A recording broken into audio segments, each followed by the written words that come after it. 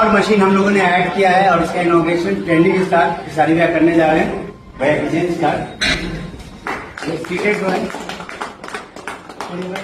और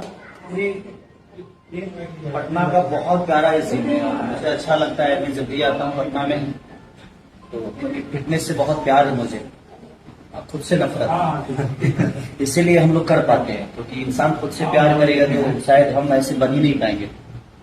तो अगर फिटनेस बेहतर बनाना है तो आपको खुद से प्यार नहीं बल्कि खुद से नफरत करनी होगी, क्योंकि दर्द बहुत होता है।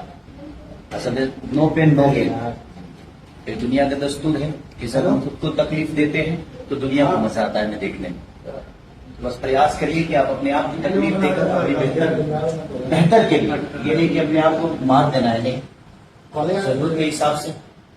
मुझे लगता है कि आप बेहतर रहोगे तो पूरी दुनिया आपको बेहतर बनाएगी।